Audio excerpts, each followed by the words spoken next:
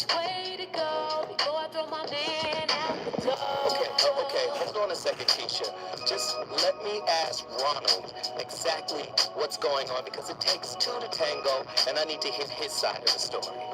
So she's driving me insane, got stress heavy on my brain. She keeps placing me.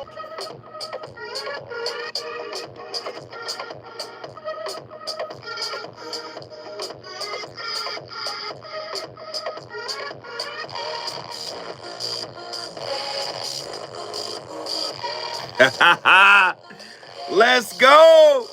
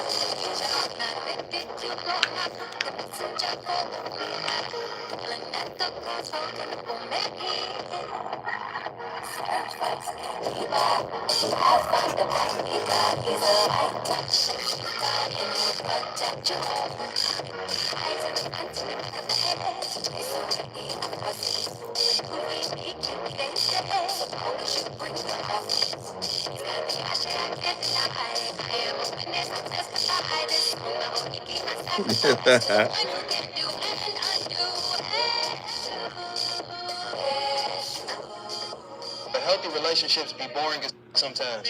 Like when you really start to find your, like I'm saying this as fresh in the 30s. I got a new appreciation for boring, my. I got a whole new appreciation for not just being able to sit down with me and mine and not have nothing. Ain't on fire. Don't nobody need me to leave the house. I'm good. So while you young, yeah, it seemed like you want exciting every day, but I'ma caution you, because thing too, like the caution, when you always looking for excitement from your relationship, you gonna start expecting the person across from you to perform for your entertainment. You feel me? And that's not nobody's job, bruh. Yes, like tap dance. Like, if y'all want to add new layers to y'all relationship because the old shit ain't working, you need to figure out ways to become a new person. You know what I'm saying? Do some new in your own life so your partner got some shit to learn. And let them do some new in their own life so you got some shit to learn. But actual excitement, bro, that ain't their job. A healthy relationship. Man, oh Manischewitz. People been asking me, so when you gonna talk about the Diddy situation? When you gonna talk about the trial? When you gonna get into it? And you know, I don't do current events for the Voice of Reason, but I'm going to make an exception. Diddy ain't the first with the freak off. Huh? What about that paprika? Huh? Diddy ain't the first. And so now, you're going to get the Voice of Reason's take. Tonight's topic, the nature of the freak-off. What's wrong with us? A deeper look at the toxic backdrop of American relationships. Yes, I said American. I started the Voice of Reason with a Krishnamurti quote. And what was the quote? It is no measure of health to be well adjusted in a sick society. You think you're not sick. Yes, you are. Oh, yes. Sickness is on a spectrum. Some are sicker than others, but all of us are sick. Oh, yes, it's just the degree of sickness that separates us. And here's the cognitive incongruence of it all, the cognitive dissonance of it all. People who are less sick tend to judge people who are more sick. Come on, Voice of Reason. Y'all want to talk about it? The nature of the freak off. What's wrong with us? A deeper look at the toxic backdrop of American relationships. In America, intimate relationships are increasingly fraught with disconnection, superficiality, and even allegations of depravity as evidenced by the recent trial of Sean Diddy Combs. The shocking accusations of betrayal, abuse, and mistrust reveal a disturbing trend. It's not a trend like something new. Trend implies new. No, this is revealing what has already been there. Jeez. All right?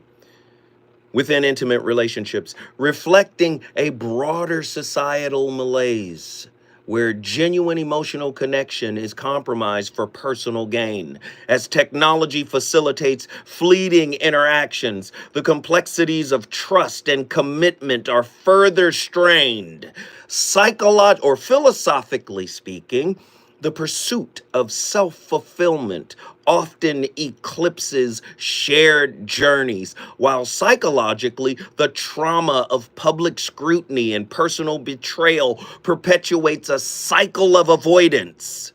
You think because you're not doing what Diddy did or is accused of doing that you're somehow good enough to say, wow, what a terrible, broken soul he is.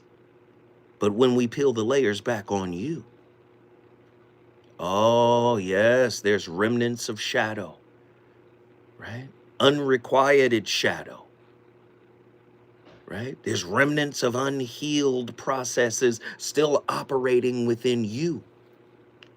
Ooh.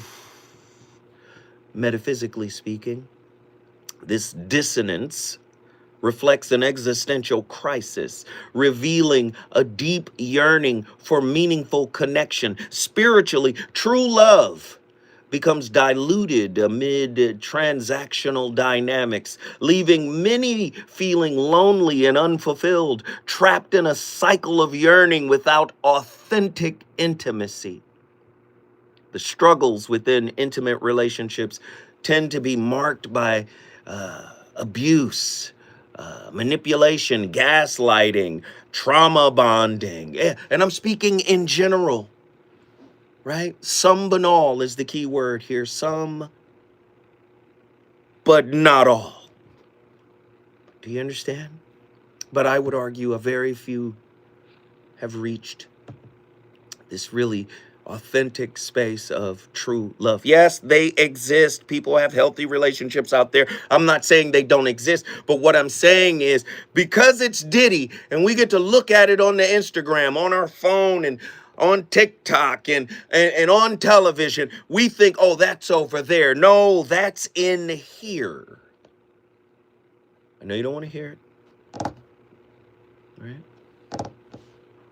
The struggles within intimate relationships are marked by abuse, gaslighting, trauma bonding, manipulation.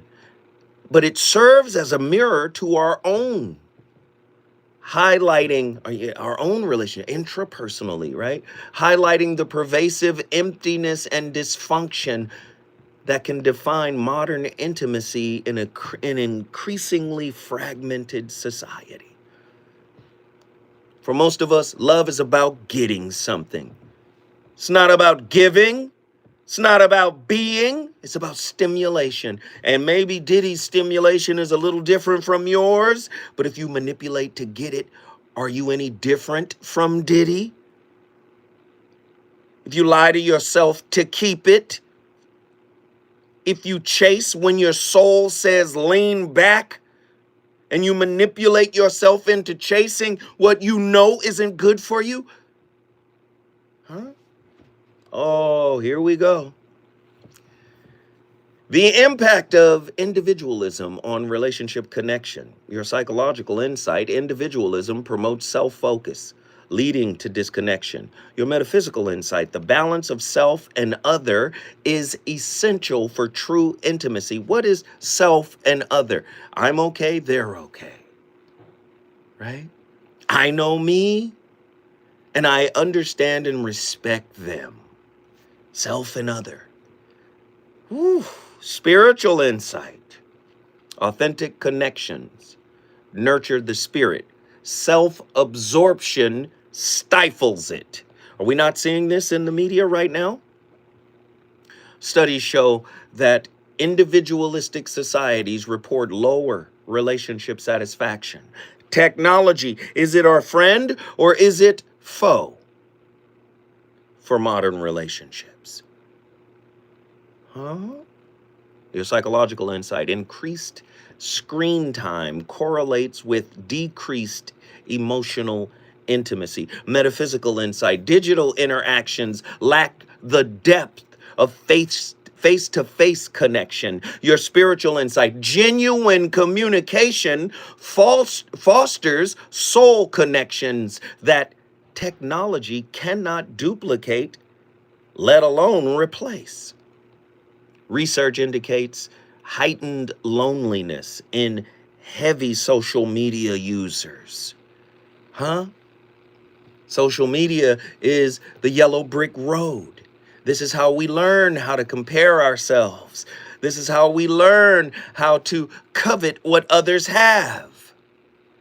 Sheesh, the fear of vulnerability, the hidden barrier to intimacy. Fear of rejection prevents meaningful connections. Vulnerability is a pathway to deeper understanding of self and others, but many people are afraid of vulnerability. Even when they love someone, they're still afraid of vulnerability, of revealing the truth of who they are in every aspect of their being. Tell me I'm lying. Somebody call me 1-800-920-1580. You want to know the nature of a freak off? I'm explaining it to you right now. Listen, here's the spiritual aspect. Embracing vulnerability aligns with authentic self-expression and growth. Are you going to tell your current man that you still texting and calling your past dude? Oh, now y'all want to be quiet. All right? Cassie had a dude. Met a quote unquote better dude. And said, I'm a level up. Huh? The dude before was his Ryan, what's the brother name? Ryan Leslie wrote records about it. Heartbroken. Jeez.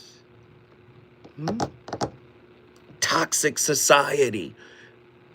You gotta expect a toxic outcome in a toxic society.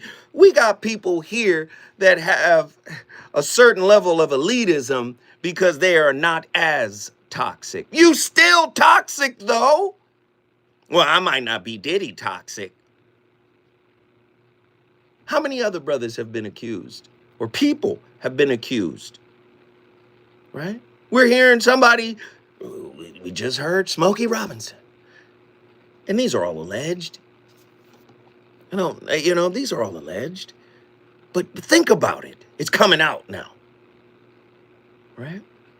Therapy findings suggest vulnerability is critical for building trust. We live in a society that fears vulnerability, that fears unconditional love, that fears intimacy. And again, you think it's not, you think it can't be correlated? You live in a society that told you love is a verb. It's what you do. Love is a state of being. Love is a state of consciousness.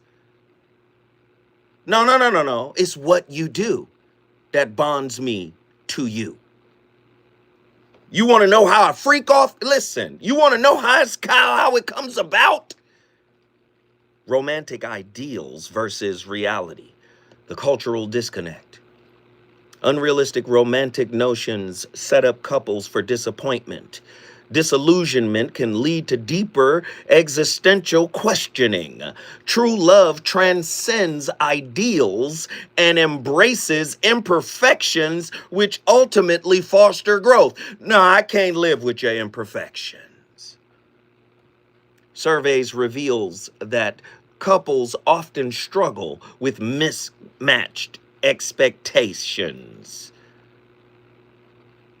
Why? Because you want something. An expectation is a declaration of a need. All of us are needy. When Krishnamurti comes in and says, you're empty, you're lonely, Even when you with somebody and they're giving you what you want, you're still lonely. You want more. You're greedy. You're unsatisfied. That unsatisfaction is the byproduct of inner emptiness. 1-800-920-1580. Get to your phone lines. There's a lack of overall emotional intelligence, which is the key to lasting relationships. High emotional intelligence is linked to better relationship outcomes. Awareness of emotions enhances connections to the self and others. Emotional maturity fosters compassion and understanding within partnerships. Studies show that couples with high EQ, emotional intelligence, right, report greater satisfaction. People are about what they can get. This is why the emotions become secondary. I have people telling me this all the time. Oh, the emotions get in the way. You know, I got to handle this like it's business. You go into the relationship with the mindset of it's business. It's never personal. That's why you can flip on the dime when your wounds stop getting their supply. You can flip on the dime and treat this person as if you never knew them. 1-800-920-1580. The role of financial stability in relationship health. Oh, Lord. When I come forward, the voice of reason will continue to unpack the intimate anatomy of the freak off.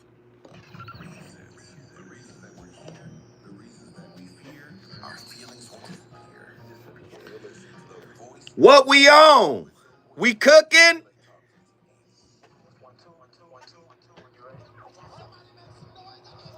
KBLA Talk 1580 celebrates its 4th anniversary this year on Juneteenth.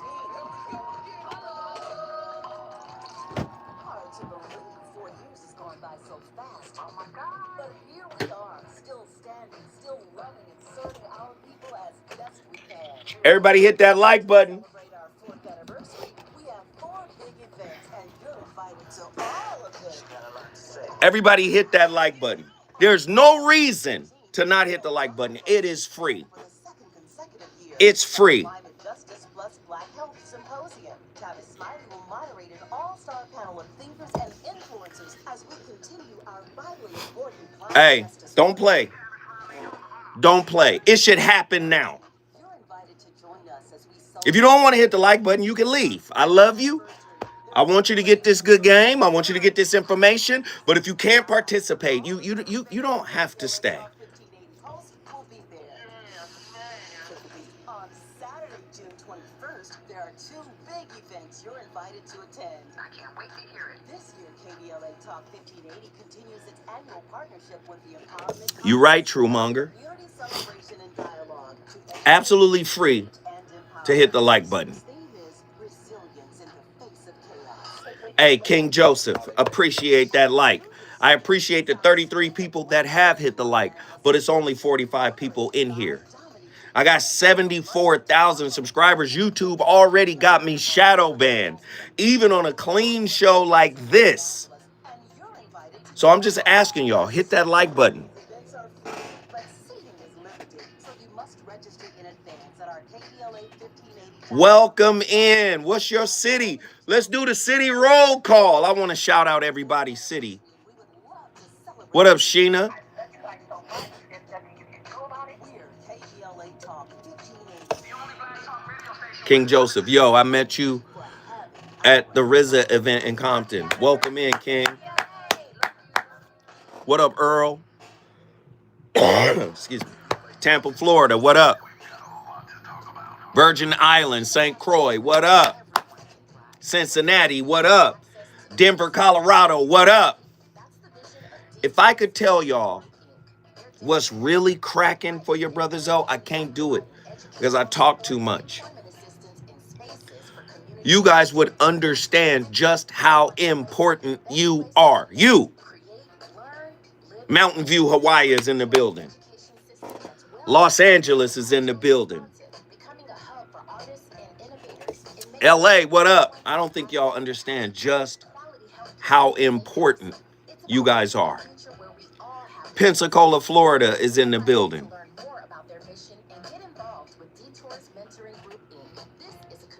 Mississippi is in the building. Burt Gates, DMV is in the building. Jacksonville, Florida in the building.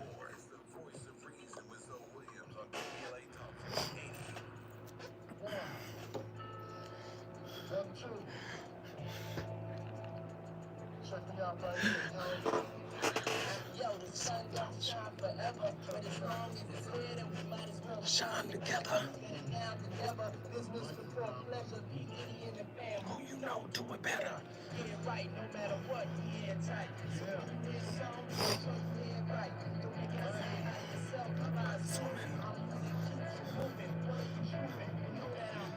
It's above you, baby. I'm gonna make you love me, baby.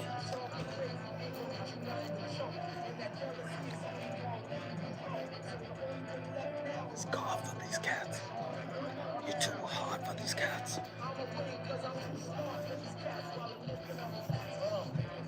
In the commission. Get 'em.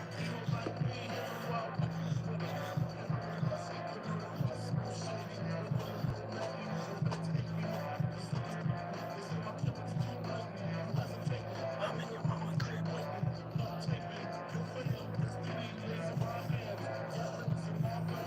Francis to the SH phenomenon. Like the domino. So I can buy it for cause.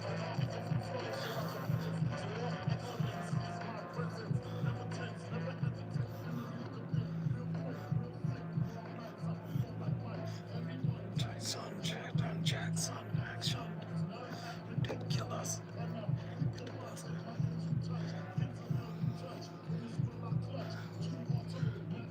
You should call me Fatso.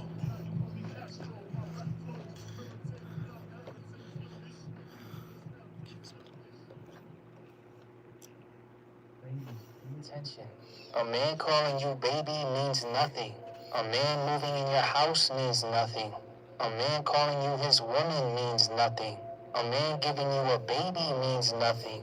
I'm about to hurt some feelings with this next one. A man marrying you means nothing. You know what means something? A man changing himself, his lifestyle, and his ways to keep you. That's what means something. Boy, get out of here with that toxic jargon. The hell? You got to change yourself to keep somebody? No, you got to be yourself. If you got to change yourself, that means they didn't like you and you had to switch up in order to... Boy, if you don't get out of here with that foolishness, this is what the internet has for us. It's pervasive. The man that really wants you will change his core essence. Boy, I'll kick you in the small of your back down a flight of stairs. Come on, we got to have a real conversation. The voice of reason is not playing with y'all tonight. We're talking about the nature of a freak off. How do they exist? Are just people out there freak? Listen, common folk be freaky. It ain't just entertainers. It's not just Diddy. Okay? It's not. Listen, depravity is within us.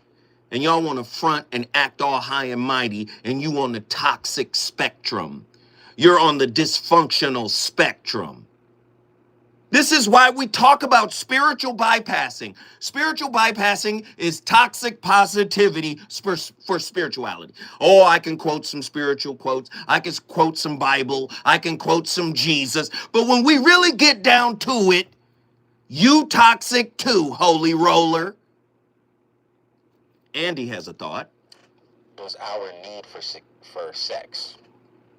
Looking at Maslow's hierarchy. Ooh. You know, sex is one of those things that we need, considering, you know, based off of Maslow, we need it just as much as food and all that. This, that, and the third. So, like, aren't we, like, when it comes to freak offs, it's like a natural thing, right? Like, the desire. Well, let's get into it, because you hit on a very important question, right? And let me just say this. You have to factor in attachment, right? Attachment theory. And again, you hear me talk about John Bowlby and Mary Ainsworth and the many other people who have added to attachment theory. But when you really start breaking it down, oh Lord, you start breaking attachment theory down, especially the insecure attachment styles. Very important. The landscape of intimate relationships in America is increasingly marked by a pervasive brokenness, fraught with toxicity, abuse, and troubling depravity. These issues are not merely individual failures, they reflect a sinister cultural dysfunction that distorts our understanding of love, connection, and mutual respect. Why do you think Glorilla and Sexy Red and Meg Thee Stallion exist? Social media is toxic. The algorithm is driven by trauma. There's a reason for, man. Come on. There's a reason for it, right?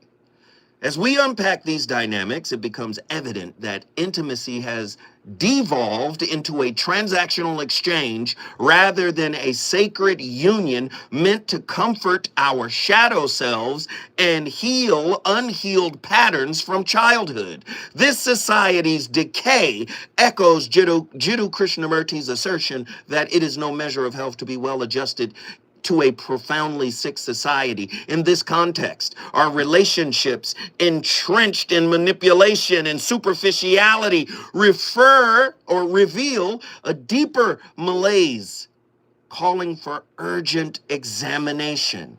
We will give an NAACP award to Meg Thee Stallion and Glorilla.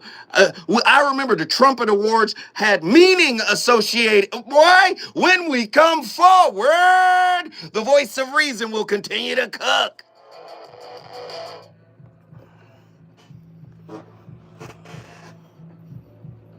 Woo!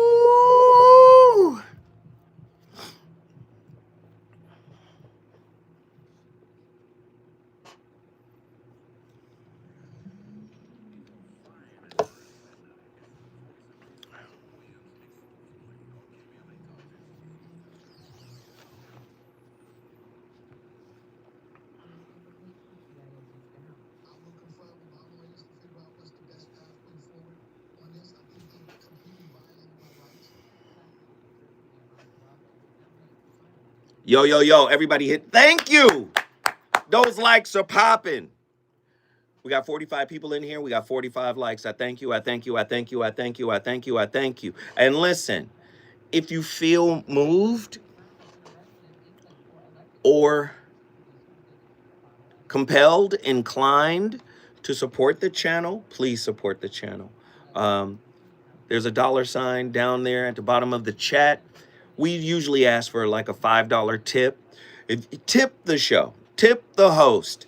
You can do that by hitting that $sign, or you can send it directly to my Cash App. My Cash App is $Zoe What Netter. But please support.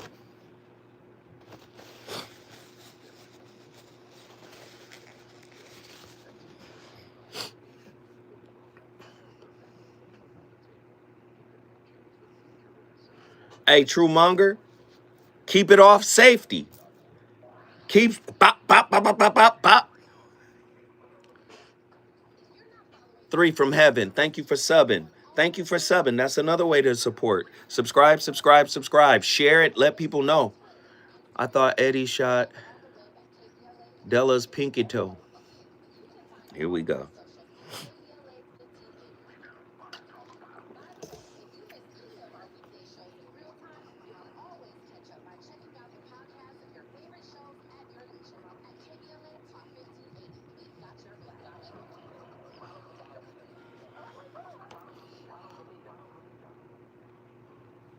This is my longest break. So let's get that roll call. I want to shout out every city that's in here. We got 52 people. That should be 52 cities. Can we talk about it? What up, my people? Davy Lee in the building. What up, what up, what up? What up, what up, what up, what up? Put your city in the building. I want to shout you out right now. We got 3 more minutes on this break. So now's the time for me to shout out everybody and show my appreciation to you for being here. 808. What is 808? That's Hawaii, apparently. Zoe, it's been feeling like summer in Los Angeles. I like it, no doubt. Anybody want a soft peppermint? What is that? Wow. Earl Howard, Tampa, Florida. My sister lives there, man. From the Bay to the A, what up? Suge Mac 510. El Dorado, Bryant, Arkansas. You already know what it is. Pensacola, Florida. Bucharest. Okay. Australia in the building. Ray Bart, Chocolate City, DC. Sup, Zoe? Hey, Ron, you should call in. Hey, Ron, I miss your phone calls, brother. Jacksonville, Florida. Lovable Quan. Hey, Zoe, she's up in Georgia. Boop, bop, boom. Yo, my dog went missing. Oh.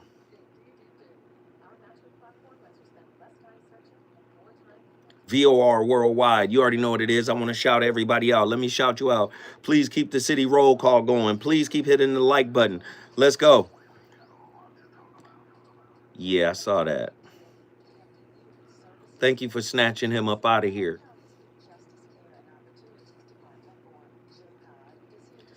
I would say, but I'm going support working.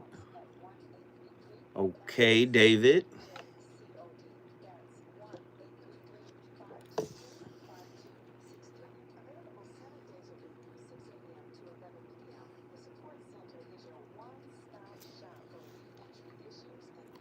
Stray Goofies in here. Hey, snipers at the ready. Take them out. Ghetto Gourmet in the building. What up, doe? Battle Creek, Michigan. BCMI. You know what it is.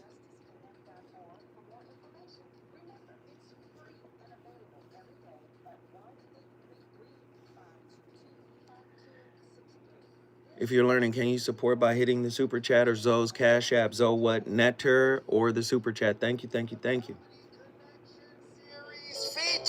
KBLA's Zoe Williams, the voice of reason, and the alpha male of comedy, Ray Grady. We're going to transform relationship disasters into stand-up material live at Inglewood's Miracle Theater on May 31st at 7 p.m. Pacific Standard Miss Time. Tabor and Red Panda. clinical Red Panda team large. will disclose all of She's the a newscaster details. now Live, the alpha male of comedy, Ray in Grady, DC. has hand-selected, supremely talented Miss Tabor is large. all of our She has her relationship Girls Make choices. Beats I dare you to bring your organization. ex's phone number because She's large. Ray, he's going to text it live, and the crowd will be sourcing emojis. Tickets are moving swiftly, so don't hesitate to grab yours at themiracleinglewood.com before I diagnose your dating history as a pre-existing condition. Here we come. Here we come.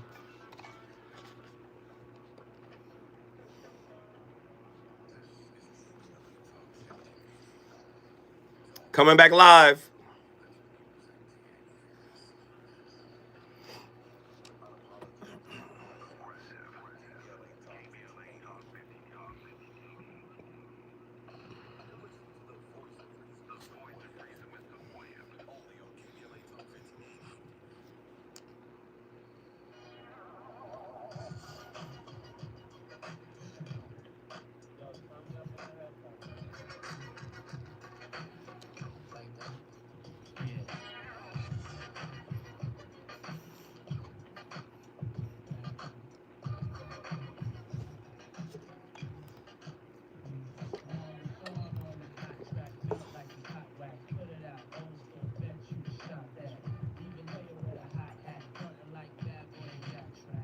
Stop that.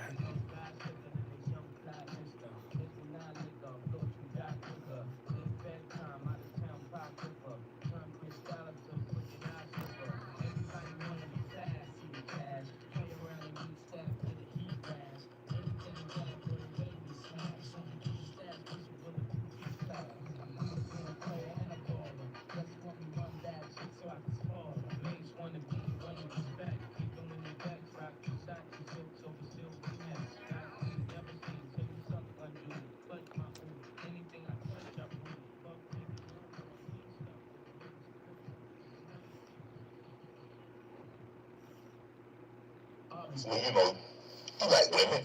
I do. And I probably like toxic ones more than anybody. That's because, because toxic women are exciting. And that's just a fact. Part of toxicity is exciting. I'd rather skydive with her. But if you have toxic women, just understand that all monsters are feeding off of something. Toxicity equals excitement? What this toxic woman is feeding off of, you can just begin to turn off her feeding points. And it drives a toxic person crazy, and they'll get away from you. Why do you think she watches murder mysteries before she goes to sleep? Why is it always a crime drama playing? And turn it off. Turn it to cartoons. What's she listening to? You could be listening to sexy radio. No. Obviously,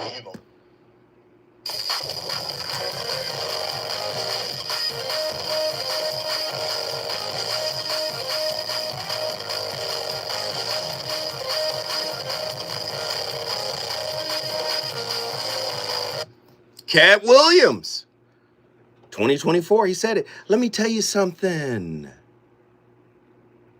Not all levels of toxicity are the same. Not all levels of brokenness are the same.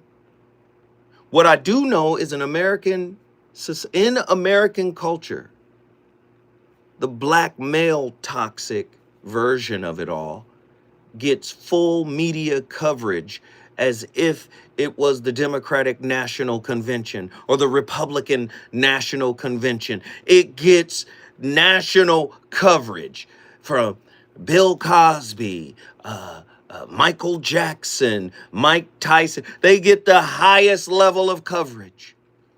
It's the most incendiary coverage they can come with. Right? So there is that racial piece to it too. Because what about the guy from Abercrombie and Fitch? He was granted bail. Diddy wasn't. What I'm trying to tell you, ageism, racism, sexism, classism also gets, all of the toxicity gets filtered through those lenses as well. Now, peep this though. This is crazy to me. Remember that spectrum of toxicity. Not every level of toxicity will manifest itself as a sexy red or a little Kim or whatever depravity on wax. Sometimes the most covert and the most expert at extrapolating supply, the supply that Cat Williams was talking about, he called it a feeding point. Sometimes the most expert at that extrapolation process is the covert toxic person, the classy 304. The super nice guy who really isn't nice. His niceness is a trauma response from being neglected, from being abandoned. So nice becomes a tool to try to manipulate. Oh, yeah. Y'all want the truth tonight, right? You want to know where freak-offs come from, right? Huh? This is where it's coming from. There are women out there who present as Claire Huxtable, but really, some of the darkest souls you ever would want to meet. They're there for themselves. They're there to extrapolate something from you. And if they can't get it, they discard you for something better. Would we call Cassie a narcissist? One of the hallmarks of narcissism is the discard phase. Did she discard Ryan Leslie? For something quote unquote better? Y'all want to have a real conversation tonight, right? Let's talk about this brokenness that has pervaded American society. At the core of this brokenness lies the glorification of individualism, the belief that personal fulfillment and self-interest can coexist with genuine intimacy. Intimacy is a dyadic process, right? It starts as intrapersonal intimacy. It is a dyadic experience with oneself, who I think I am versus who I really am. There's an intimate relationship between mask and shadow in order to raise up to the level of individuation or integration, right? Then that mirrors out into the world. We got a whole group of people who swear they don't have to individuate, but they can get everything they want from a partner. You want to know where the freak off comes from? If I really put it on him, he won't leave. If I really put it on her, she won't leave. If I really put it on him, they'll give me an opportunity. Oh, getting, right? In this framework, the self becomes paramount, often to the detriment of one's partner. This relentless pursuit of individuality creates a landscape where emotional disconnections thrive. Partners enter relationships not as companions, but as transactional partners, focusing on validation and gratification while neglecting the emotional labor required to build a lasting connection. This narcissistic perspective breeds toxic behaviors within intimate encounters, often reduced to strategies for personal gain. In a culture obsessed with self-gratification, individuals frequently view their partners through the lens of entitlement and manipulation, leading to emotional exploitation rather than mutual growth. Y'all know I'm not lying.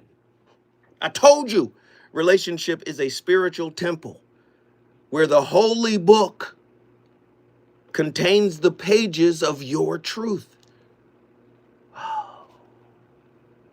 The absence of a spiritual purpose within relationships. I'm not talking about a religion. The absence of a spiritual purpose within these relationships further exacerbates the situation. True intimacy is not merely about companionship. It is a profound opportunity for self-discovery, healing, and transformation. Many people never want to transform. They just want to get the supply. The unrequited wound needs to be quiet. Not at peace, but quiet.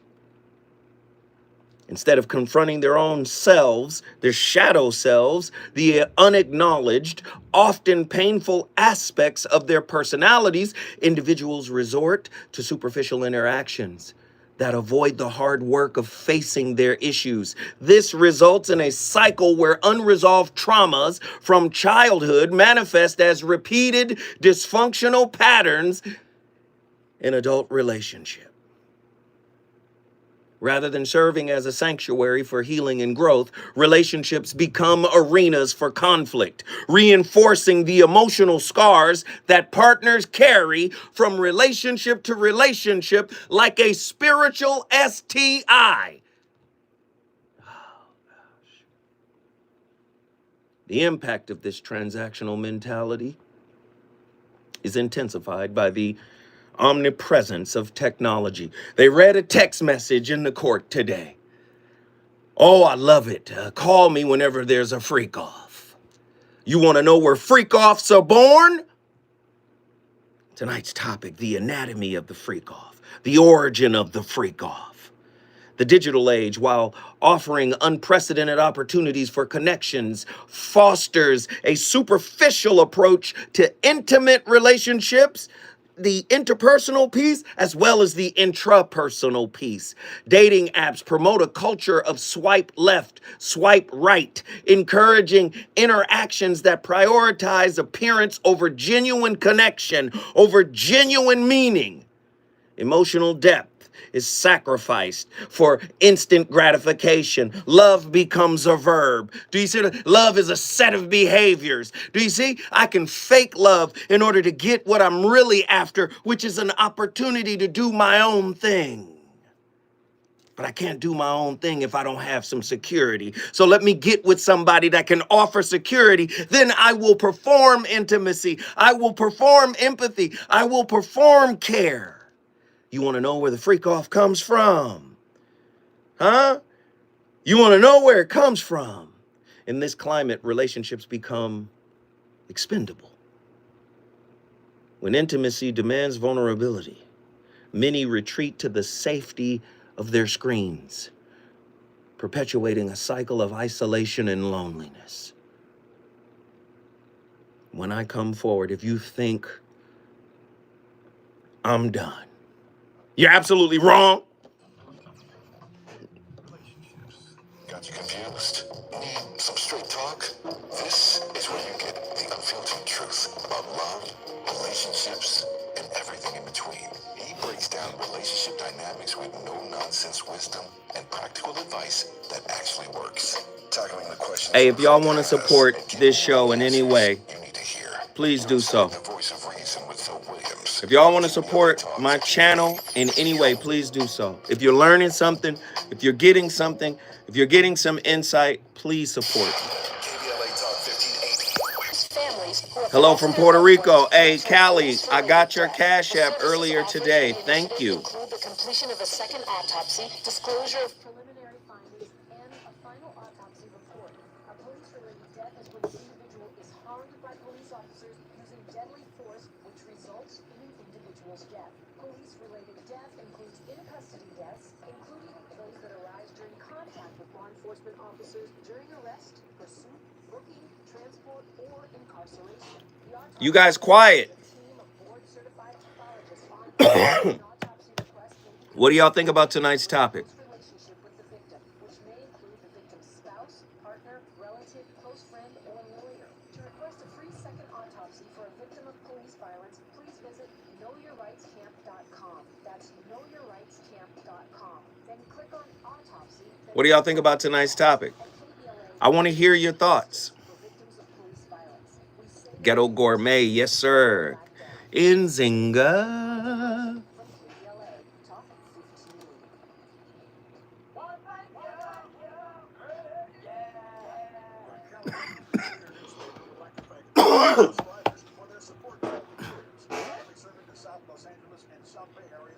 Call in.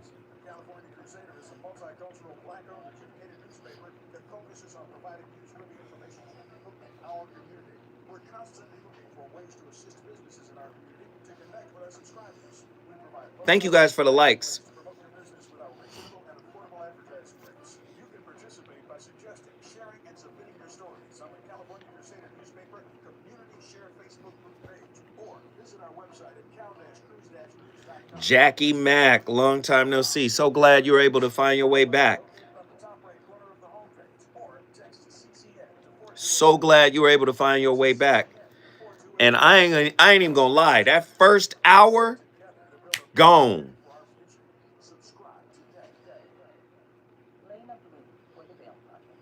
Imagine you're stuck in a jail cell and you can't afford bail, and someone offers you Man, I used to see Jackie Mack in my lives all the time. Dash Radio. I think as far back as RMC, maybe even Foxhole. Foxhole for sure. the Bail Project helps those who can't Good to see you back, Jackie Mack. cash bail because freedom should be free. Brought to you by the Ad Council. You know you want some more. It's the voice of reason with Phil Williams on KBLA Talk 1580.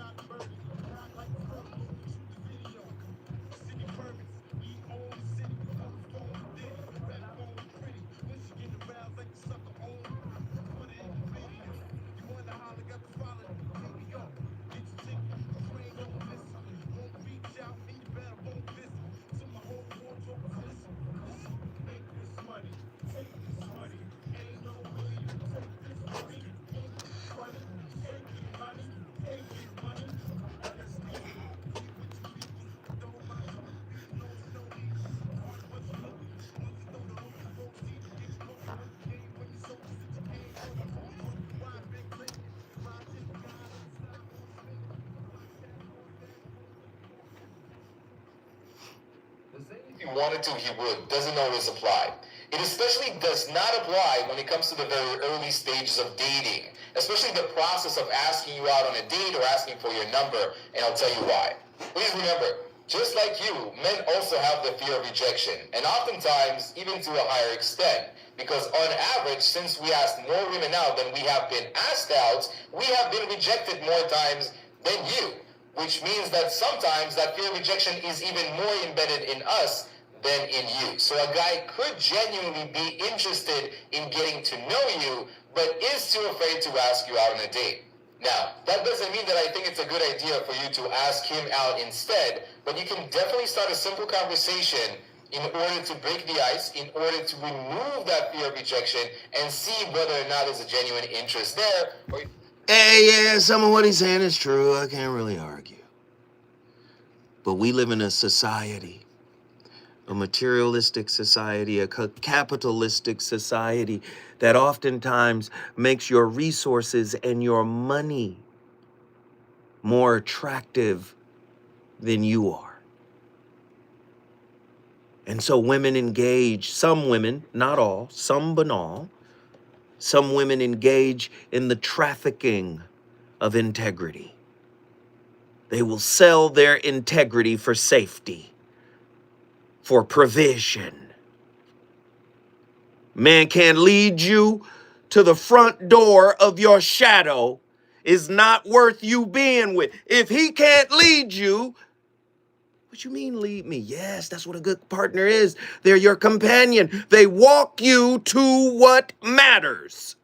If a man can't walk you to the door of your shadow for you to unlock, because the key is in you, for you to twist the knob, because the power is in you, for you to walk through the door, because that door is yours. If he can't do that, right?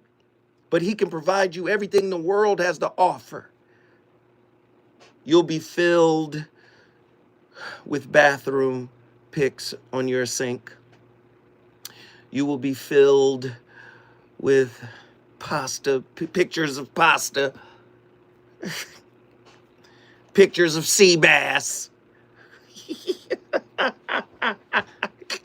All the superficial things the world has to offer. You want to know where the freak off comes from? Moreover, we live in a society that has normalized abuse. All versions of it: verbal abuse, emotional abuse, physical abuse, sexual abuse. Why didn't you leave? Oh, because this toxicity is my norm. Right? Oof. I'm reenacting something. And part of it is conscious and part of it isn't. Within intimate relationships, it reveals the disturbing reality that love, or what we're calling love, it's really attachment. It's not love. This deep attachment to toxicity can cloak violence. High-profile cases such as those involving Sean Diddy Combs highlights how power dynamics warp relationships and conditions individuals to tolerate manipulation and control. The cultural myth that power and wealth grant immunity from accountability allows abusers to thrive while victims suffer in silence. But let me say, I use that word victim lightly, because in every victim, there is a villain. Yes. And vice versa. Yes. Oh, I know you don't want to hear it. The mirror of relationship tells us this. I know you don't want to hear it put that way, but I have to. Yes, I have to. This systematic failure to address abuse only exacerbates the emotional scars carried by individuals, resulting in a cycle of trauma that perpetuates further dysfunction in relationships. Psychologically speaking, the unhealed wounds from past traumas shape how individuals engage in intimacy. Many carry the burdens of unresolved pain from previous relationships or childhood experiences, which reroutes their emotional responses into maladaptive patterns. This transgenerational trauma is even more powerful. A fear of commitment can lead to abuse cycles or a deep-seated belief that vulnerability equates to pain that can never end or result in genuine connection. The lack of emotional education and the stigma surrounding mental health treatment further prevents individuals from confronting their issues, allowing toxic patterns to remain unchallenged. Do you see?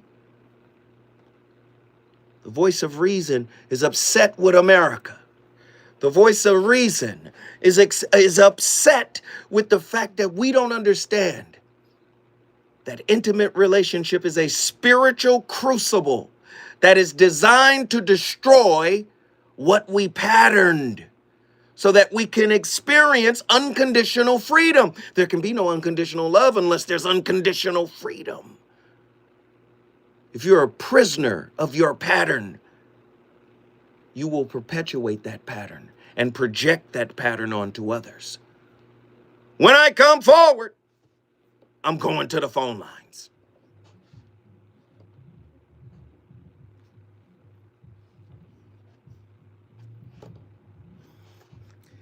Thank you, Nzinga. We got no support tonight on the Super Chat. I think this is probably one of the best shows of this year. That first hour felt like 20 minutes.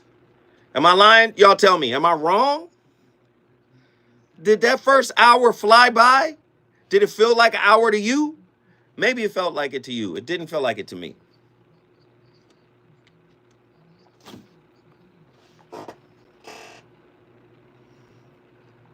It did go by fast.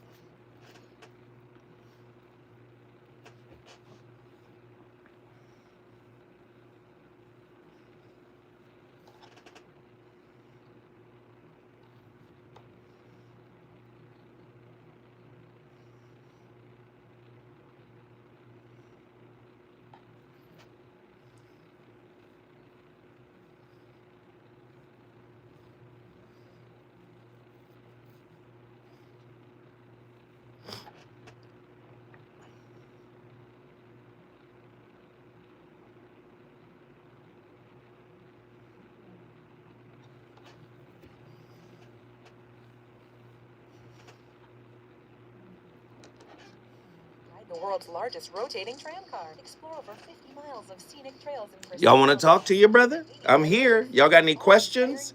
and get that perfect souvenir. I'm going to the phone lines when I come to the top of the hour. At KBLA Talk 1580, we fight the power every day. Gotta give us what we want. Gotta give us what we need. Hey! I listen to KBLA and I love the commercials. I know what the commercials mean. I also, if I'm looking and trying to figure something out, I need something to talk to me that might hit me. And it happens on TV because, you know, every time they show a sporting event, they got the pharmaceutical companies back to back telling people how to fix the sickness on the same stuff that they sell them. So we get it. Yep, we get it too, Chuck D. No, I got you. I'm coming to you. KBLA Talk 1580, we don't black down. Drop me. Our freedom of speech is freedom of death. We got to fight the powers that be. Fight the power. Fight the power. I'm Joe Williams. Jackie, thank you for being the first. We can't have you here without any super chats. Thank you. Black love still exists. What are your bedroom turnoffs? Fantasies and fetishes. Financial infidelity. I'm dating a bad person. Are they worth the wait? Trust me, this is gonna be crazy. How about the heavy snack? The child wasn't here, and he still had to pay child support. It's a very heated topic. How is that right? Mama's baby, daddy's maybe. I just have so many questions I want to ask you. I was like the kid. Is there something wrong with that?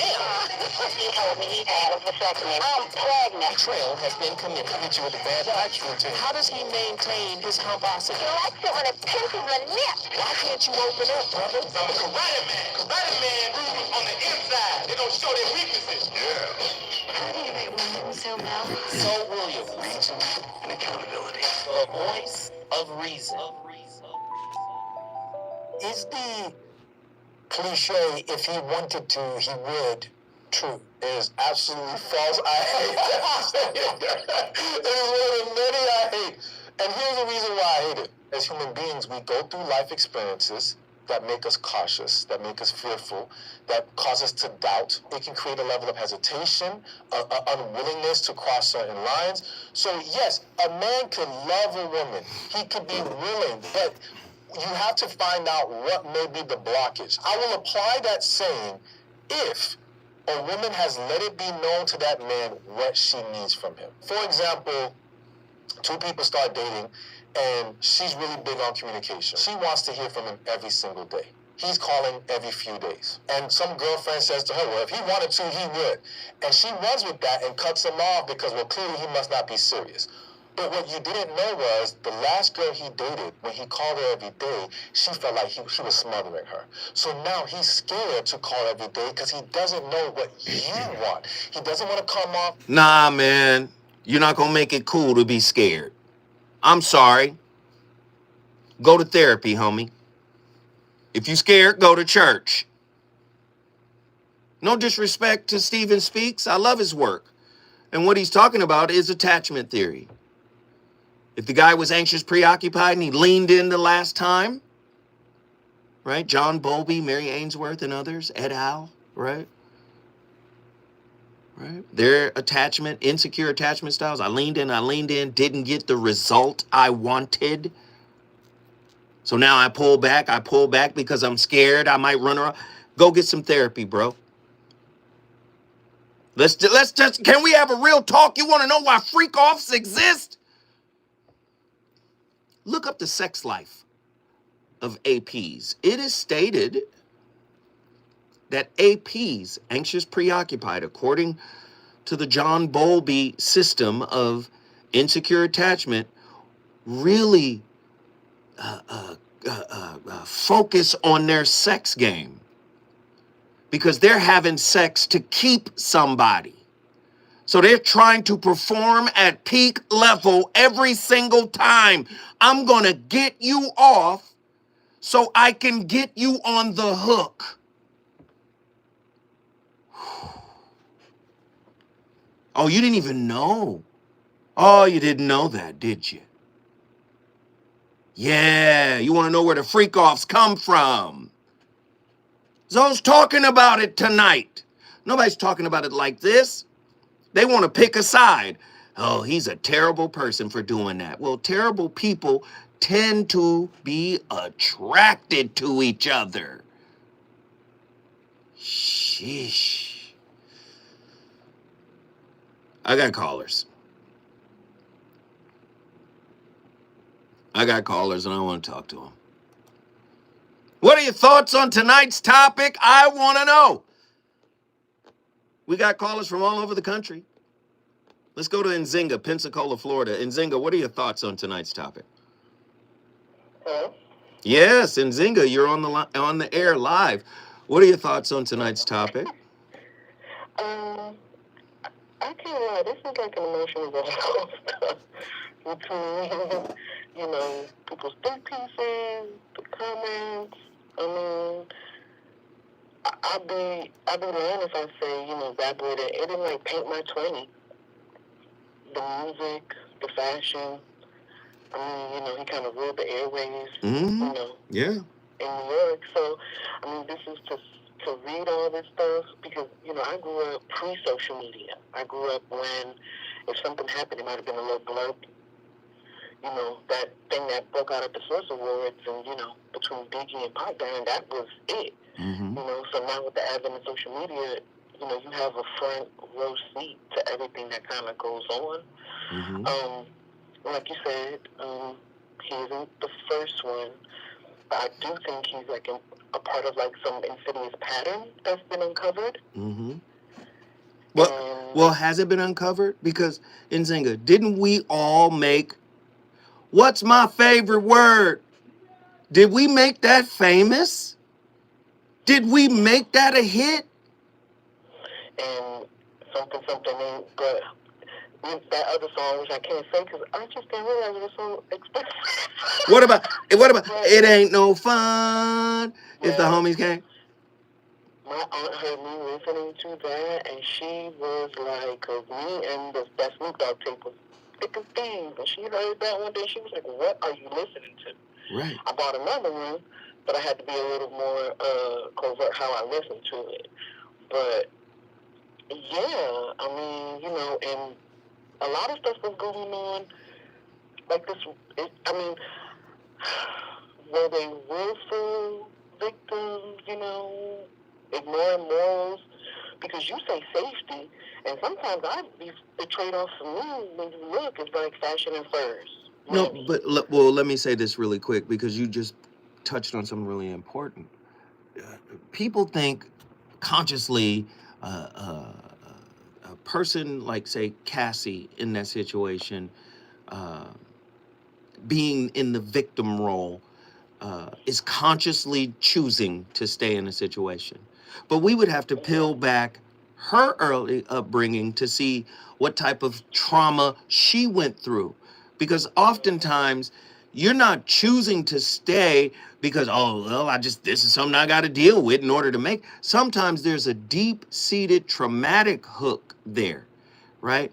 Reenacting some trauma that may have happened before you even met Diddy. So we can't just blame her as, you should have just left. You don't know why she stayed. That part of it hasn't come out. So you understand what I'm saying? Some people will just go right to the default. She stayed. She knew what she was doing. She was trying to get paid. Maybe that's the case. Maybe that's partially true. But if you don't know her history, you don't know her attachment styles, what if she was parented by a narcissist? Or two? What if one was codependent and the other one was narcissistic, according to Ross Rosenberg? We don't know where she came from. Do you see what I'm saying? So it's too difficult to assume, and I think it's wrong to assume, oh, she should have just got up out of there when this happened. I do too sometimes because, you know, Andy mentioned, you know, the sexual aspect of it, and you know, when he said that, I just kind of thought at some point it becomes less about sexual addictions and just promiscuity, but I think it's like acceptance through sex because of an attachment wound and abandonment wound, because she was saying, you know, I read the, you know, thanks, Sandy. I read the transcript, and I would say they paid top dollar to prepare her to get on the stand. I will say that. But you kept hearing her say she didn't want to get him upset. And, you know, just based on how, you know, you talk to us every day and, you know, you and Auntie would get the topics together and you kind of teach us, you know, in my head, I'm like, oh, that's attachment, that's an abandonment. That, you know, and and I don't know if many people are looking at it like that, but surely our crew should be looking at it like that. Well, no, I'm not going to say should. People, you know, you do what you want. But, you know, I'm looking at it from that aspect. And so it looks a little, and it sounds a little different to me. You know, and I think this is true for all the, you know, all the parties involved, you know, and my head is spinning, but I just really think that's God telling me to mind my business and just watch me work. I'm just like, because, you know, just because it's not my truth don't make it a lie. Right. And, you know, we just have to sit back and just see how this plays out, because it's just funny to me now that the dragon's getting slayed. Everybody, all the villagers are coming out now. That's a little weird to me, but then again, I don't sit in the place. I'm not sitting in the place of judgment. I don't have a right to sit in a place of judgment, so I just have to come. None of us do. This is why this topic is talking about the culture that produces these people. Us. Right? Krishnamurti said, you are the world, and the world is you. You are the society, and society is you. So I'm not saying, oh, Diddy is guilty or Diddy is innocent or Cassie is not a victim or all the other people who came for they're not victims. I'm not saying any of that. I'm saying if we're just looking at the text messages that were read in court, at the transcripts and everything that's being revealed, does this not display a level of depravity? And he's not the only one, right? Yeah, because I mean, like I said, no, because you know, I can say, I guess I'm not speaking for you, but in this instance, I can. We came up pre-social media, so we came up in a time where people can do what kind of whatever they wanted to whoever they wanted. Yeah, and it wasn't all on the internet. It was more so behind closed doors a lot of times. And this is what Gil Cahan meant when he said the revolution will not be televised. It's playing out on social media in front of us. Yeah, yeah. And, you know, everybody, but like I said, we just gotta, you know, see what's going on. Nzinga, I love you, child. I love you. I love you. I love you. Guess what you just did? How about Pensacola building? Pensacola, Florida is in the building. If you want to bring your city in the building, all you got to do is call me at 1-800-920-1580. What about Hugh Hefner? Was he as depraved as Diddy or Bill Cosby? Didn't Bill hang out with Hugh? How is it that Hugh gets to die rich and at peace?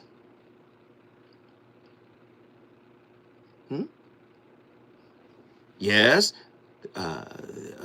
these men that I've labeled, clearly something happened. Clearly somebody did something. I'm not here to judge them or condemn them, whatever. I'm just saying, why is there a racial lens on how criminals, quote unquote, alleged criminals are treated? If they're black, they are paraded, the perp walk, throughout all social media, throughout all television platforms. Not so much. Not to an equal degree. In my opinion. What are your thoughts? 1-800-920-1580. Let's get John from Mountain View. What are your thoughts on tonight's topic? Greetings and blessings, chat. My brother. What up, man? Blessings to you, son. Love this show, but I hate this topic. Ooh, tell me about it. The simple fact is the beautiful struggle of life that everyone gets to see these victims sit in front of whatever jury, whatever judge, and whatever eyes that are paying attention to them, which again, let's not talk about the people who are being pointed at. Let's talk about the audience that's watching. Keep going. Keep going. I see where you're going. Keep going. I mean, are you looking for your Morpheus to guide you in your freak off? Or what? Ooh, who groomed him? Who groomed Diddy? Who groomed him? I want to keep going, brother. Keep going. No, not. Like I said, don't get the focus on Cassidy or Diddy or Tory Lanez or Chris Brown or keep any going. of these artists, which again, they keep going to these certain situations. They lay down their lives for whatever purpose, and yet at the same time, we get the doggone point our fingers when it's you as the person getting judged. Ooh, keep going. Keep going. Would you actually sit on that court stand and give your testimony as if to say, yep, that's me too. Yes. That's what we're talking about tonight. It's all of us. It's not just Diddy.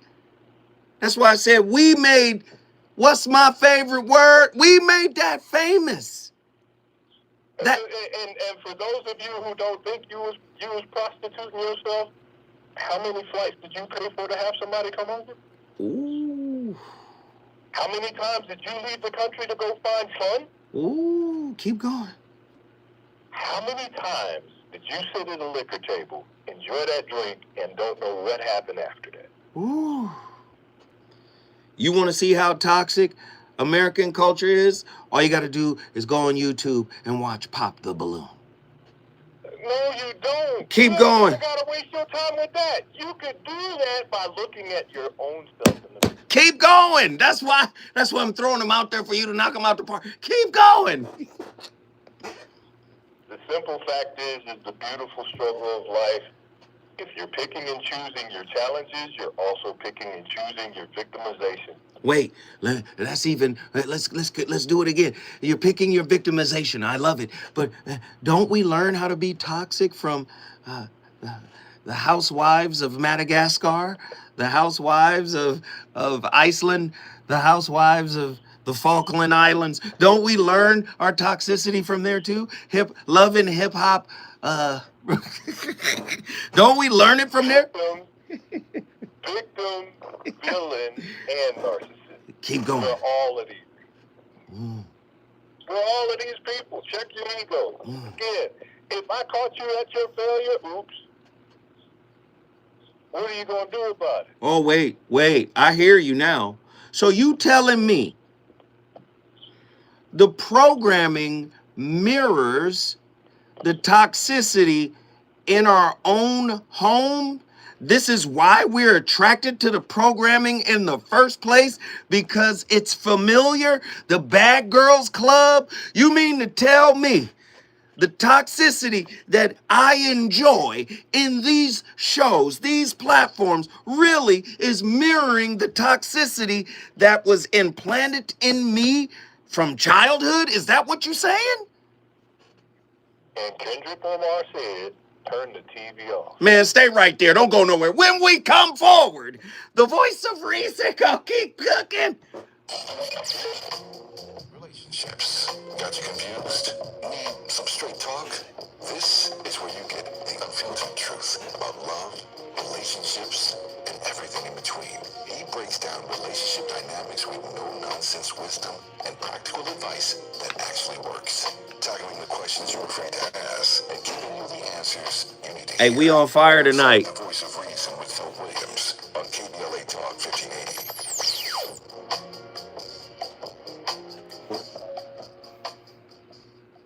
One, two. You ready? Hey, we on fire tonight.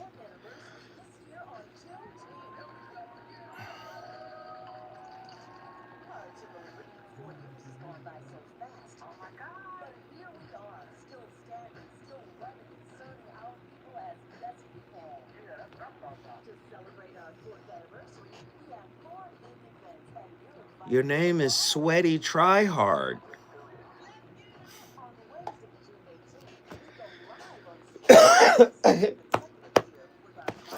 That's a name for your ass right there.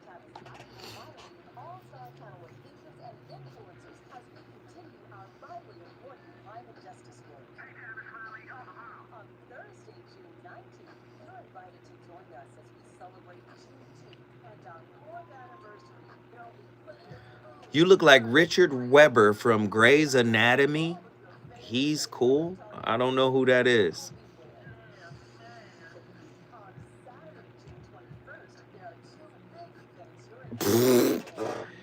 There go. Hey, man.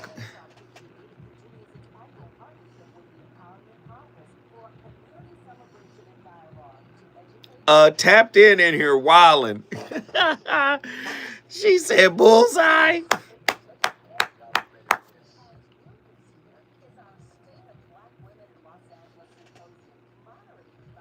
The lead doctor on that show. I've never seen it.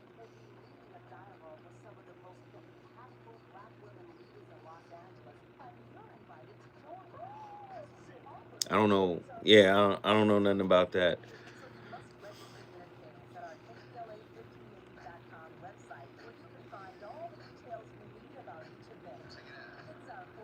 Oh, Sweaty Tryhard is back. How do you just come up with an instant new page after being blocked? Is that possible? What up, Eddie? Eddie, you coming to are you coming to the Miracle?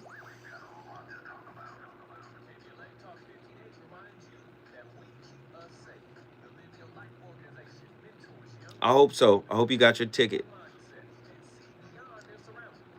Oh, they already have them.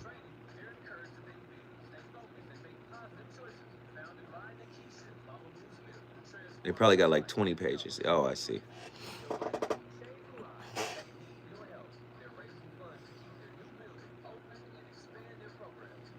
Multiple accounts. Got it.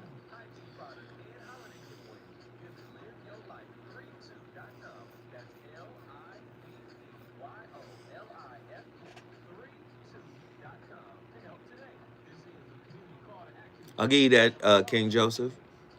I'm ticketed up.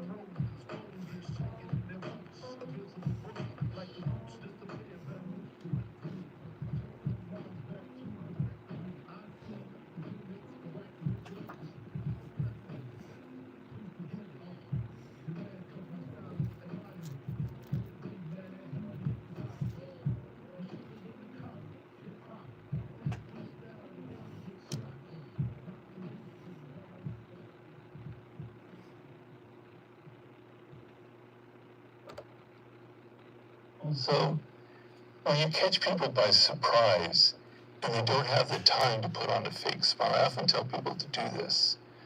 Like, there's somebody in your office and you don't know whether they're a snake or whether they're actually genuinely your friend. You suspect it could go either way. You kind of approach them from an angle, right? And you surprise them and you come up to them and go, they look at you. And for a second, you detect what we call a micro-expression of disdain. And then they put on the smile. That micro-expression, which scientists, psychologists have studied, lasts for like less than a second, much less than a second. You have to be able to read it. But it reveals whether they actually like you or they're totally false. They can't fake it. So if you come straight on, they'll, oh, hi, Steve, I love it, great to see you. They come in, oh, they come. Man, that's legendary Robert Greene. And we featured a lot of people on this topic tonight. You had Cat Williams, you got Robert Greene, just so many people expounding on how a freak off is created. Yeah. I know a lot of people ain't aware of it, but it's coming from somewhere. Didn't just happen. Money only exacerbates who you are.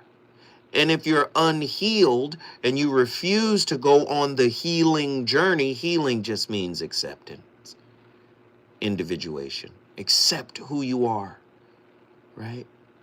Merge your shadow with your mask.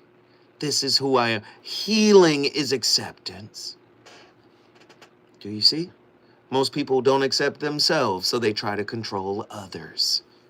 Most people don't like themselves, so they try to be liked by others.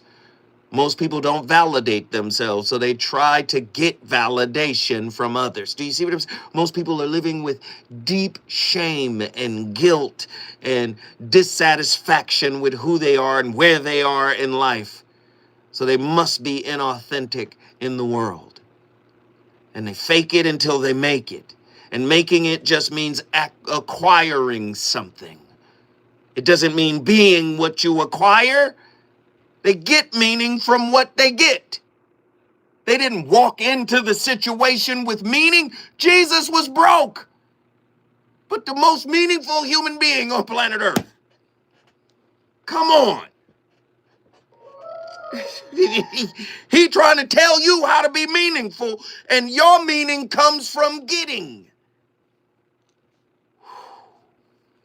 Yeah. John, give me your final thought, my brother. Your meaning comes from getting, Oof. but if all you're getting is not understanding, Ooh. you're still lost. Come on. Yeah.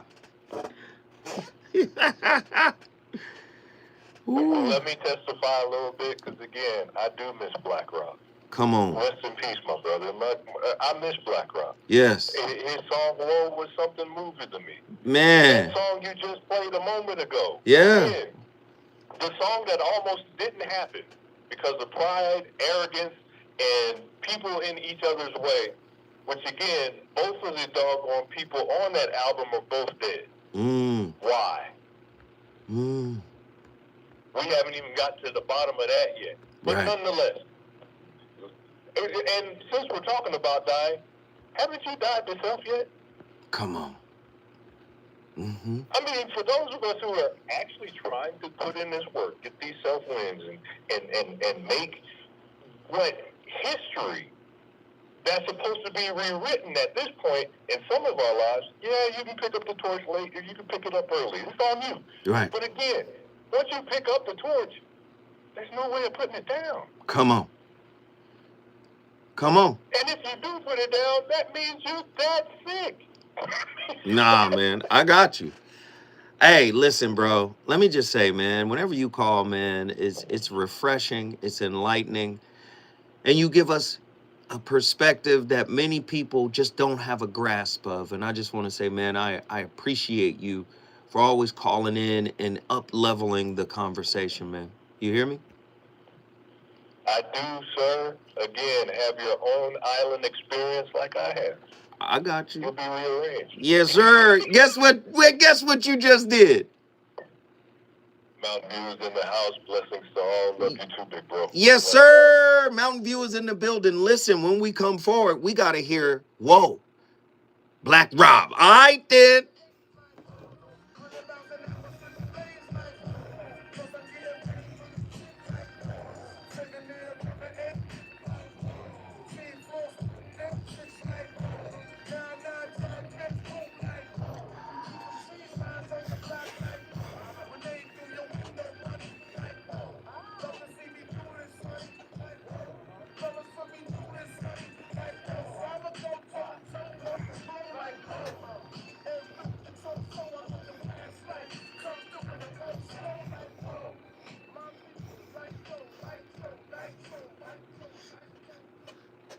Woo. Hey, that whoa was crazy. Boy. Hey, we might want, hey, what you got next? You said what? I said, what you got next? I don't even know yet. I'm debating right now. You got Benjamins? I don't want to play Benjamins. No? Too typical. No Benjamins. I'm sorry. Okay, no Benjamins. All right, what else you got? I was thinking about playing Diddy and R. Kelly. Considering the discussion, but then it was like, it's kind of slow. You know what I'm saying? I was looking for maybe. Nah, let's keep that energy. Let's keep that. Because that whoa is crazy. Oh, you want to keep the up tempo? Yeah, that whoa is crazy. Hey, you could do Money, Power, Respect. And I thought about that, but I was like, you don't really hear Diddy on it. You know what I'm saying? But that's his situation. You can go Lil Kim. There's so many ways I could go. You're right. I don't know. They in there like, let's go, Andy. They said Carl Thomas. Which one? Man, Carl Thomas. Summer Rain or Emotional? No, Emotional is the one that slaps though. Too slow. Yeah, it is slow. I'm with you with the Carl Thomas. I was even thinking I've been around the remix, but that's a little bit too slow. Yeah. So, Mace got some. I know Mace got some bangers. He got some bangers. And it's crazy. Listening to this, I wish Diddy didn't fuck up because I wanted to see that verse between him and Jermaine Dupri. That would have been crazy. That would have been fire. That would have been crazy. You know what I'm saying? Yeah. Oh no, we gonna see. Hey, you could even do One More Chance. Biggie. Now you know that's my favorite Biggie record. Jesus. Let me think about Boy.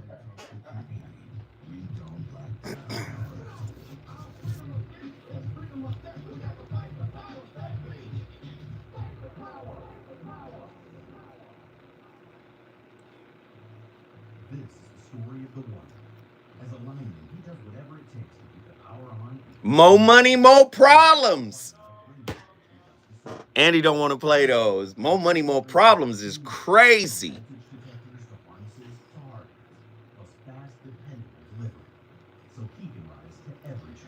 Kick in the door. It's records, man. Dude had records. Cali Soul, I see you.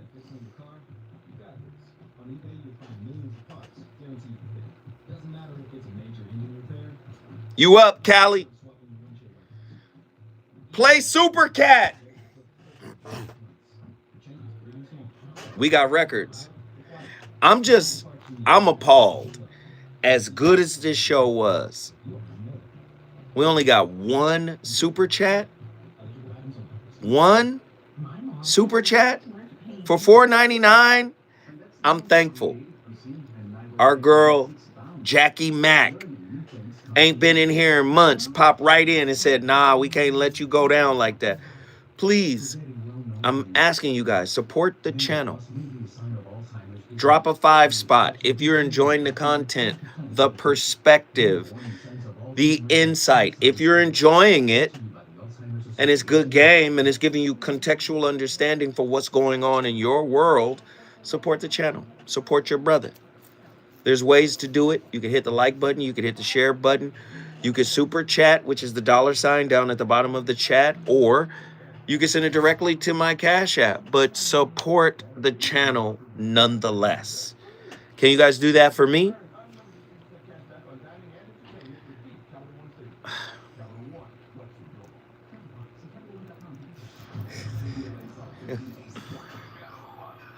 Hey, thank you, Third Eye. Third Eye, you one of my top snipers. You don't let none of that shit slide, and I appreciate it. Yo, I'm gonna play Shake Your Tail Feather. What's that? Nelly. No. Nelly and Diddy. We can't do that. What's wrong with that one? Nah, I'm cool. Nigga, what? Dead ass, I'm Banger, cool. homie. Nah. Oh, you know what I'm gonna play? John Gilbreth, man. D-A-B-A-N-D. What's that? Chat, no. I don't know. You don't remember the band? Oh, don't play them. Look at Hell I nah. can't play Chopper. Ines. Nah. We good. Ines is cooking right now, but back then he wasn't cooking. You right. Hey, he battled Jay Mills though. Hey, but Ines is cooking right now. Is he though? Man. I love his style, love his cadence, wordplay. He cooking. I don't even know any songs that's like popular. I'm just saying, like Funkmaster Flex and all that, he cooking. Featuring KBLA's Zoe Williams, the voice of reason, and the alpha male of comedy, Ray Grady. We're going to transform relationship disasters into stand-up material live at Inglewood's Miracle Theater on May 31st at 7 p.m. Pacific Standard Time. My clinical team will disclose all of your dating roles, while the alpha male of comedy, Ray Grady, has hand-selected supremely talented comedians to roast all of our tragic relationship choices. I dare you to bring your ex's phone number, because Ray, he's going to text it live, and the crowd will be sourcing emojis. Tickets are moving swiftly, so don't hesitate to grab yours. Thank you, John. Can everybody hit the like button to show appreciation to John? You can like his donation. Can everybody hit that like button?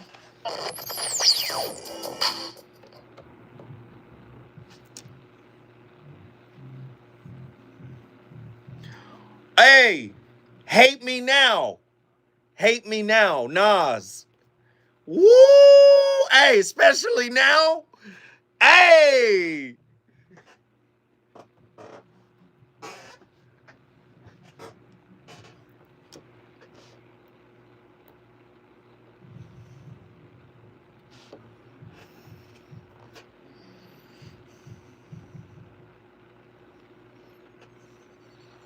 Basketball season has returned. It's been a long time. It's like the death of the rain. I ain't gonna lie, I forgot about this one. Woo! This is what makes me. This is what I am.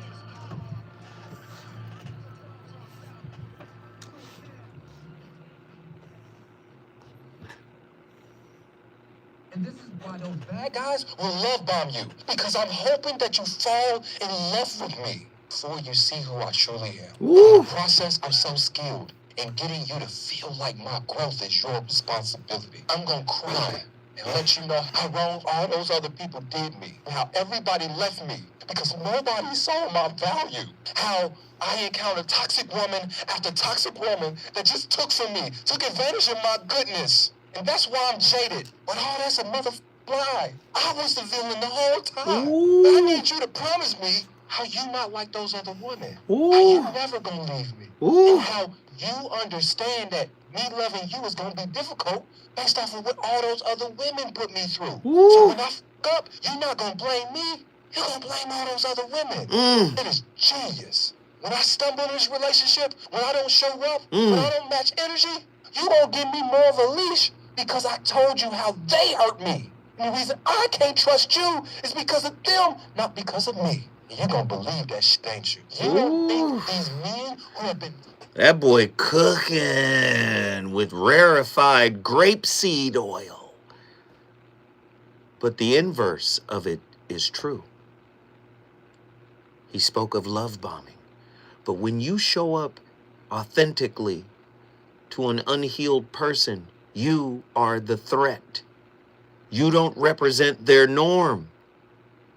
They might accuse you of love bombing when you show up authentically, rooted in intrapersonal meaning. So when he made his argument, he made it unidirectionally, but it's a bidirectional argument. For the person that is unhealed, that hasn't had any self-wins or self-confrontation that lead to self-wins, self-emancipation, right? If a person shows up healthy to that person, it appears like they're love bombing. Oh, you're just trying to get me to do something. Oh, you trying to take advantage of me. You trying to take my heart sovereignty. Huh? Real talk. The voice of reason is on fire right now. We're on fire tonight. Let's get these callers in here. Cali Soul, Denver, Colorado. Then we go into Santa Ana. Good evening. What are your thoughts on tonight's topic? Whew. Heavy.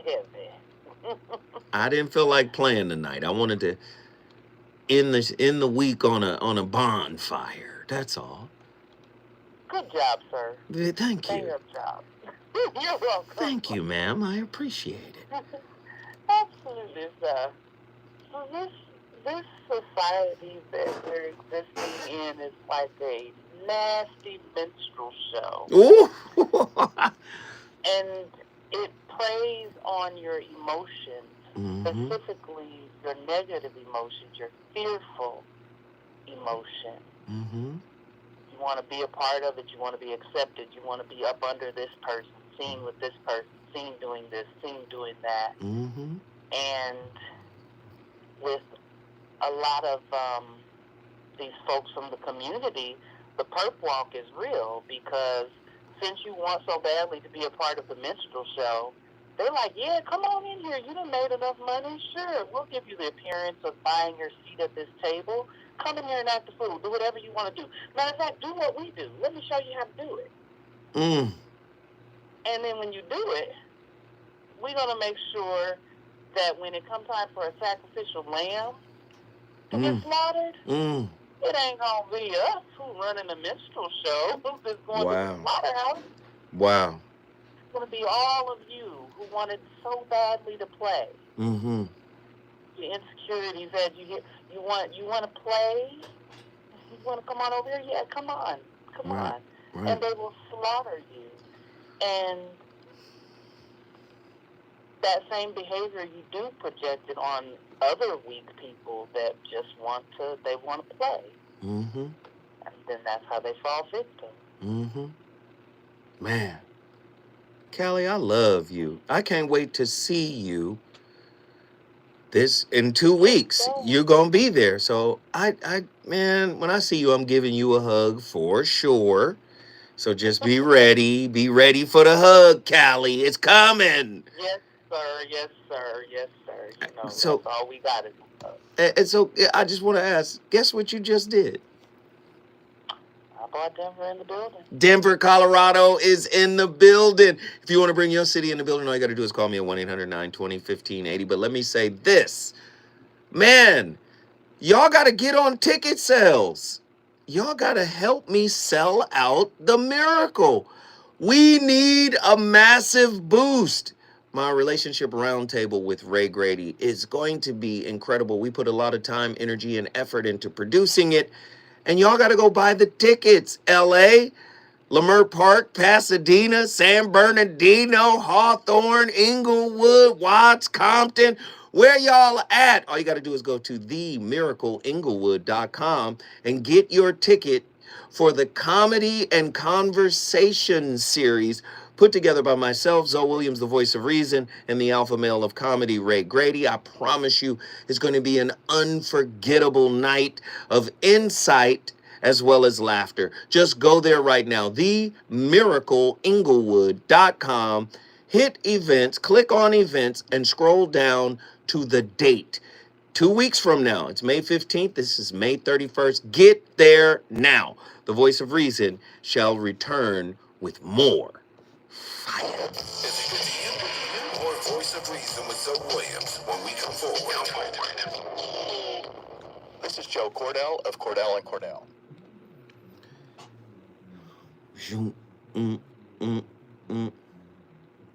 No, that was a great perspective. Justin. Yo, we hot tonight.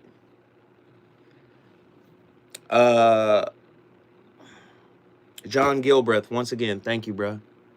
I forgot to talk about the emergence of women going bisexual just to be accepted by these simps. Whoa. Man, thank you, John, for the Cash App, and Davey Lee. Thank you for the Cash Apps, Davey Lee and John Gilbreth. Thank you. Wow, Truemonger wildin'.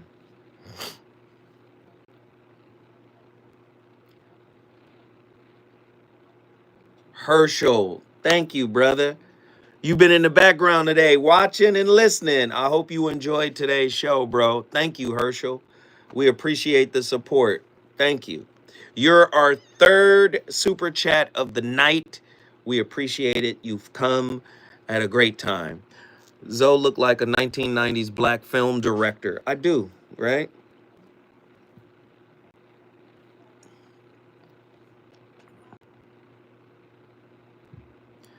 Somebody said hello. Y'all, delete that fool, whoever that is. Don't let that slide. Somebody get him. Block him. The hell? Sometimes you got to write them down.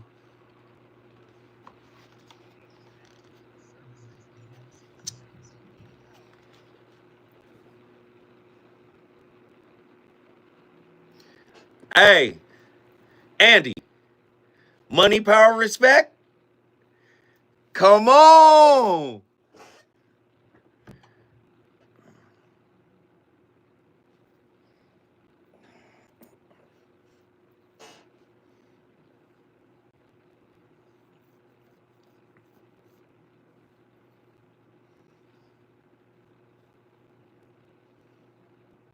Herschel, man. What up, what up? Bad boys for we ain't going nowhere. We can't be stopped now. Cause it's bad boy for life. That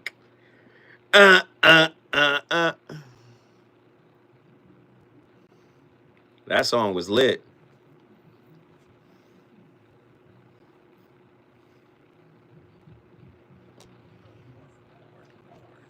Cali Soul, thank you. Herschel, thank you.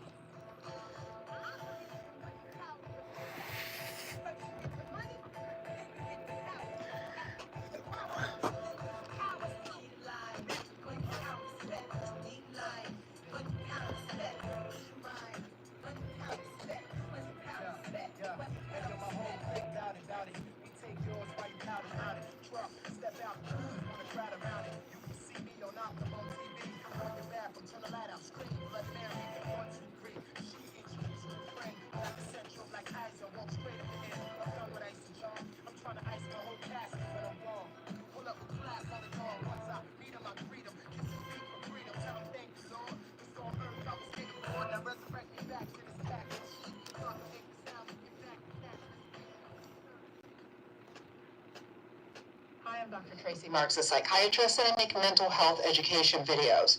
When I started making videos on YouTube in 2018, one of my early videos was how to recognize a toxic relationship. That video was based on a blog post that I wrote in 2010. I had no idea at the time that toxic people or relationships would be trending topics.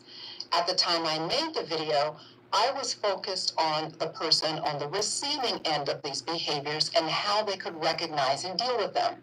I didn't expect to get questions from people saying, what if I'm the toxic one? What do I do? Since I've gotten that question a lot, I decided to answer it here. First, let me review the behaviors. I'm just going to list them, but for descriptions of them, you can watch the original video that I'll link to this one. Here are the 10 red flags or signs of a toxic relationship. Number 1, chronic anger, like blow-ups or moodiness. 2, chronic sarcasm, which is a form of disguised anger. Ooh. 3, disparaging humor. Things aren't funny unless it insults someone. 4, having a punitive mindset that people deserve the bad things that happen to them. 5, needing to control people. 6, excessive insecurity and needing constant reassurance. 7, being extremely opinionated and judgmental. 8, manipulating you with guilt. 9, predominant self-centeredness in a way that they take more than they give. And number 10, you got to look up Dr. Tracy's video on your own to get number 10, because she was cooking. Don't act like the voice of reason is not providing some kind of resource to you. We've described who you date. We described who you're attracted to. Let me get this brother in here, man. Justin from Santa Ana, California. Now, Justin, I hope you're getting your ticket tonight to the Comedy and Conversations. You got to get your ticket tonight, brother. I can't afford it, bro. You can't afford it. You live in Santa Ana, Orange County, Pia. So I'm in a parole rehab program. So. It's all good, brother. You know I love you. You call in all the time. What are your thoughts on tonight's topic, my friend? So I have quite a few thoughts, so you might need to guide me a little bit because I go off on tangents, right? Well, you don't have a lot of time, so I want you to be as concise as you can be. Okay, are we talking about toxic relationships or dating or both? We're talking about all of it. How the freak off was created. It wasn't created in the music industry. No. It didn't come up. Yes, so there you go. Okay, so I'm gonna talk about an experience that I had when I was in my 20s and I was homeless, okay? But it ties into Diddy in a very real way. And also toxic relationships. All this. Well, come on. You ain't got a lot of time. Let's go. Come on. Let's get the truncated version. I used to be friends with a gentleman named Stephen Collette. He was a multimillionaire. A white guy from Los Angeles who was, at the time of his death, running for office on a drug reform bill in the city of Los Angeles or the county. He used to have parties very much like what Diddy is supposed to be having. He had massive orgies, drug-fueled sex with, you know, his dog got oral sex from many very rich people. Whoa. Okay? Like, Wow. This type of party. Wow. Okay? He was a good man. He was a very good man. He loved his dog. He didn't give his dog oral sex. The dogs aren't probably liked it. He was a very good man. He had orgies all the time. He always had, you know, an ounce or two of meth. He had crack. He had MDMA, all this stuff. He had a house in Manhattan Beach, a house in Venice, and a penthouse up in Century City. At the time of my homelessness at that period, he was probably my best friend. And it had nothing to do with, like, the sex, you know. He was a very good man. And you see it a lot with wealthy people. And you have the ones who take care of their community and take care of the people that they party with who aren't as fortunate as them. And then you have the ones that abuse the people. And then you have the people that abuse the ones who are, you know, good people. And I feel like that's kind of going on with Diddy, where it's kind of abusive on both ways. I hear you. A lot of that has to do with hip hop culture and how it came up through the record. Not necessarily hip hop culture. I'm a part of hip hop culture, and I know the difference between. Definitely. Yeah. Definitely, but so you hear, you know, no disrespect to this group, but it's just what I'm thinking of right now. Groups like Blue Bucks Clan, where they're talking about, you know, how many women they get and all, and just very, you know, over sexualized and. Well, I got a point though. Come on, we could say 2 Live Crew. We could mention a lot of people. Yes. A lot of stuff. Yeah, but the thing is that Stephen Collette was a white guy with, you know, millions and millions of dollars. He never once got in trouble, or he got arrested. He didn't even get arrested. He got put to hospital for doing too much MDMA at a party. Okay, before he died. So let me just say this because my time is really short. Are you just telling me that the freak off scene is really just, it's normal? It's what goes on with high powered people. Is that what you're telling me? Yeah, because they don't have anything necessarily real they have real emotions and you know, real social lives, but they don't have that excitement. And so it brings the excitement to them. Wow. And it brings the power that they think they have. Wow. To a place that they can visualize. Wow. Okay. Hey, you know what? I gotta push forward, but bro. For sure. Justin, you gotta call in more often. I want to hear the rest of this story. I'll be back on Monday, man. Please call in. I'll get you on earlier and give you a little bit more time to spread out, all right? For sure, brother. It was good to talk to you. Thank you. Santa Ana is in the building. We got all type of people calling in because we want to talk about the psychological and traumatic origins of freak-offs in intimate relationships. Understanding the origin of freak-offs, intense and often depraved sexual behaviors within intimate relationships requires examining a blend of psychological, emotional, and social factors. These behaviors frequently arise from complex traumatic experiences and attachment patterns established in early childhood development. Here, we tried to delve into the deeper impact of insecure attachment styles, as articulated by John Bowlby and Mary Ainsworth, specifically exploring how these styles can lead to freak-offs. What? Yeah, man. John Bowlby, a British psychologist, developed the concept of attachment theory. You carry these attachment styles into your adult relationship. And if you have an insecure one, could depravity emerge? I'm interested. Are you anxiously attached? Those with an anxious attachment style often crave closeness, but simultaneously fear rejection. This fear can drive them to engage in extreme sexual behaviors or freak-offs as a way to exploit or elicit validation and reassurance from their partner. Their anxiety surrounding abandonment can lead them to act out sexually to secure attention. Here's your avoidant attachment style. Individuals with an avoidant attachment style tend to keep emotional distance in relationships, often viewing intimacy as threatening.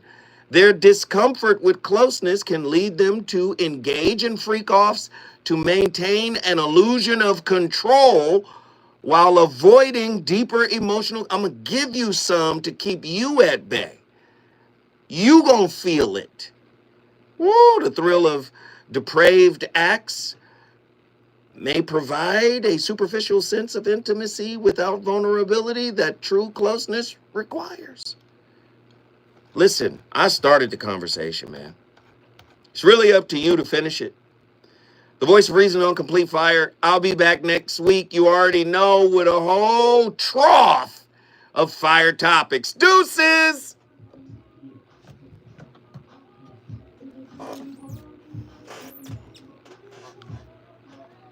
Great show tonight. Appreciate everybody. Great show tonight. Yo, fire business. Love y'all. Appreciate y'all. Thank y'all. And now Zoe is gone. I'm gone. Deuces.